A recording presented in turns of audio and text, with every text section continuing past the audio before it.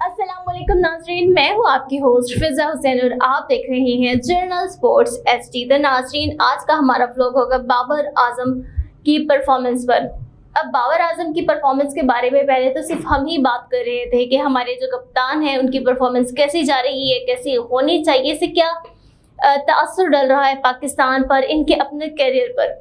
तो अब इस पर सिर्फ ना सिर्फ हम बल्कि दूसरे भी अब सवाल उठाना शुरू कर दिया है उन्होंने। तो आज हम डिटेल से इस पर बात करेंगे कि बाबर आजम की कप्तानी के बारे में कौन क्या कह रहा है।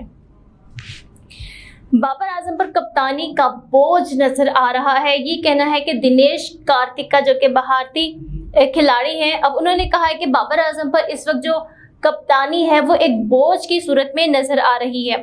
अब पाकिस्तान को बांग्लादेश के खिलाफ अपनी पहली इनिंग्स में 4 इनिंग्स डिक्लेयर नहीं करना चाहिए थी और उन्होंने कहा कि हमें अपने जो अपोजिशन थी, हमारे जो मुखालिफ खिलाड़ी थे, हमें उन पर दबाव डालना चाहिए था, ना कि उनका दबाव खुद पर ले लेना चाहिए था।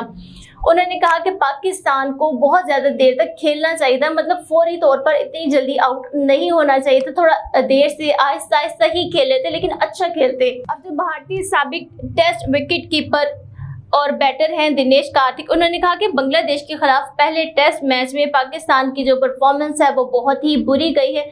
इन्होंने बिल्कुल भी अच्छा नहीं खेला। पहले तो सिर्फ हम कह रहे थे कि भाई पाकिस्तान अच्छा नहीं खेल रहा, दुनिया ने भी बहुत कुछ कहा कि हम अपनी अगर कारकर्दगी को बेहतर नहीं करेंगे तो हो सकता है कि पाकिस्तान का शुमार फिर उन खिलाड़ियों में होना शुरू हो जाए कि जो बिल्कुल भी अच्छा नहीं खेलते, जिन्हें हराना बहुत ही मामूली सी बात हो जाएगी। क्योंकि पाकिस्तान का पहले एक बहुत बड़ा नाम था और पाकिस्तान के जो फास्ट बॉलर थे वो ऐसे शुमार होते थे कि जब मुखालिफ सामने आता था तो उनकी टांगें कांपना शुरू हो जाती थी।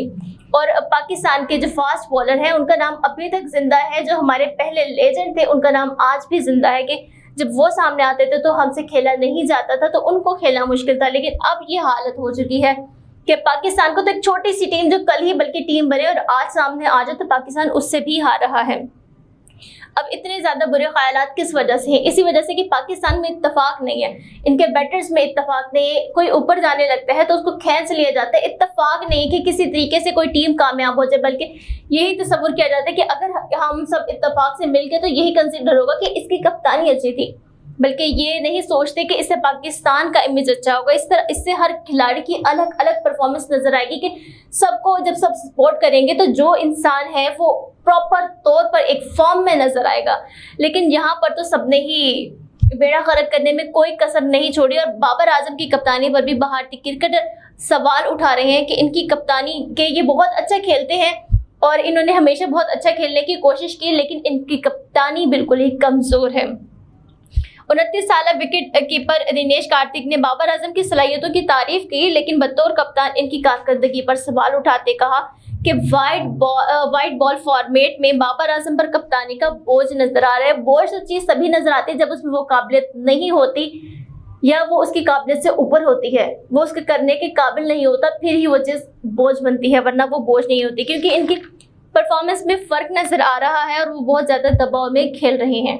दिनेश कार्तिक ने कहा कि बांग्लादेश के खिलाफ अपनी पहली इनिंग्स में बहुत जल्द इन्हें डिक्लेयर नहीं होना चाहिए था, बल्कि अपोजिशन पर दबाव डालते, थोड़ा सा उन्हें टफ टाइम देते और देर तक बैटिंग करना चाहिए थी। इतनी जल्दी जैसे ये बैटिंग से आउट हो गए हैं सब, इतनी जल्दी नहीं होना चाहिए था। थोड़ा तो अपना रोब रखते, थोड़ा दबाव डालते, थोड़ा तो प्रेशर डालते टीम पर, क्योंकि जो सामने वाली टीम थी वो भी कोई इतनी ज़्यादा टफ नहीं थी, बहुत आसान टीम थी जिसको आसानी से हराया जा सकता था। लेकिन पाकिस्तान ने हारना पसंद किया, अपनी ही सरजमीन पर शिकस्त का सामना उन्हें करना पड़ा और कहा कि पाकिस्तान डोमेस्टिक और बैन अवी क्रिकेट में अच्छी कारकर्दगी दिखाने वाले क्रिकेटर्स को सामने लाए।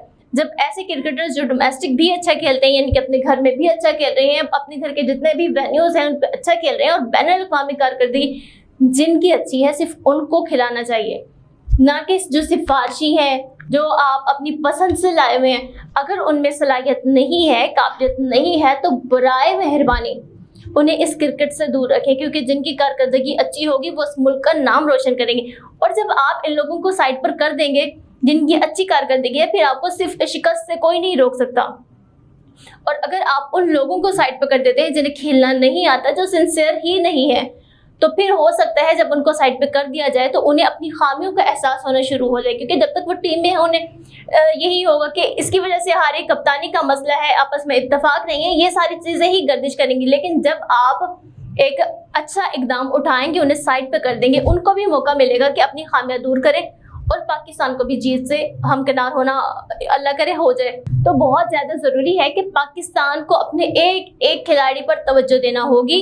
तो बहुत ज़्यादा ज़रूरी है कि पाकिस्तान अपने खिलाड़ियों पर तवज्जो दे कि कौन कप्तानी के काबिल है, क्या इश्यूज आ रहे हैं, उनको हल करना लाजमी है, क्योंकि फिर हर सब पर सवाल उठेगा। अभी तो सिर्फ कप्तानी पर सवाल उठा है, फिर क्रिकेट बोर्ड पर उठेगा, इस तरह से एक एक इंसान इस सवालों की जद में आ जाएगा। तो यहीं तक था हमारा आज का टॉपिक। कल फिर हाजिर होंगे एक नए टॉपिक के साथ। अल्लाह हाफिज।